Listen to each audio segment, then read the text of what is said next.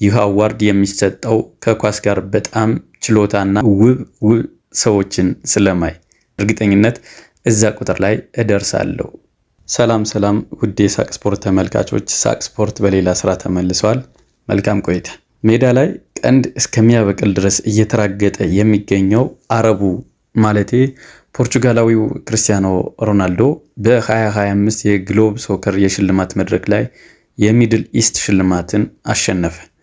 እንደዚህ አይነት መድረኮች ይመቹኛል፣ ምክንያቱም ብዙ ውብ ሰዎችን ስለማይ፣ በተለይ ሚስቴን በማለት መድረኩ ላይ ባለቤቱን አሽኮርሙማታል ተባለ። አያይዞም ዓላማዬ ተጨማሪ ዋንጫዎችን ማሸነፍና ሁላችሁም የምታውቁት ቁጥር ላይ መድረስ ነው። በእርግጠኝነት እዛ ቁጥር ላይ እደርሳለሁ፣ ጉዳት ካላጋጠመኝ በስተቀር ኢንሻአላህ። አሁንም መጫወት መቀጠል ለኔ ከባድ ነው፣ ግን ፍላጎቴ ማቆም እንዳልችል አድርጎኛል። በጣም ተነሳሽ ነኝ።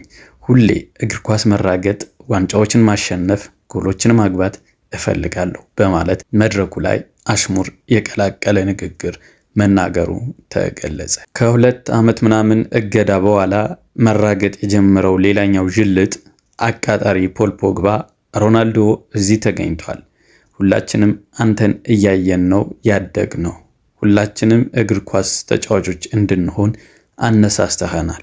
አንተ ለቀጣዩ ትውልድ ትልቅ ነገር አበርክተሃል፣ እናመሰግናለን ሲል ተደመጠ። አያይዞም ፖል ፖግባ ስለ ራሱ ረጅም ጉዞ ነበር፣ ቀላል አልነበረም። አንዳንድ እንደዚህ አይነት አስቸጋሪ ጊዜያቶችን ማሳለፍ የግድ ይላል። ይሄን ጊዜ ማን ከጎኔ እንደቆየ፣ ማን ወዳጄና ጠላቴ እንደሆነ ምንም እንኳ ክብሬ ቢወርድም ብዙ ነገር ለይቼበታለሁ በማለት እንባ ቀረሽ ንግግር የቀድሞ የማንቼስተር መሃል ሜዳ ሞተር ፖል ፖግባ መደመጡ ተደመጠ። ያለው ይጨመርለታል እንዲል የባርሳው ቀበጥ ላሚን ያማል የግሎብ ሶከር አዋርድ የዓመቱ ምርጡ አጥቂ በመባል ተመረጠ።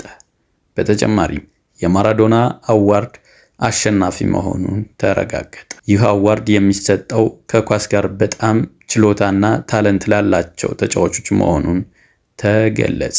እናንተ ለካ ፈረንጆችም እንግሊዝኛ አይችሉም ወይ ጉድ!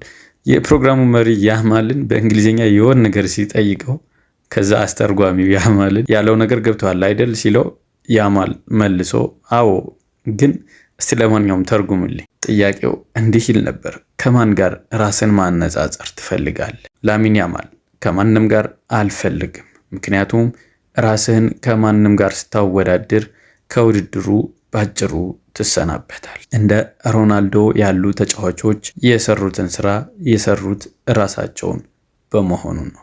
እኔም የራሴን መንገድ ፈጥሬ ስኬታማ መሆን እፈልጋለሁ፣ ሱ ብዬ እንኳን ደስታዬን ባልገልጽም ሲል ተደመጠ።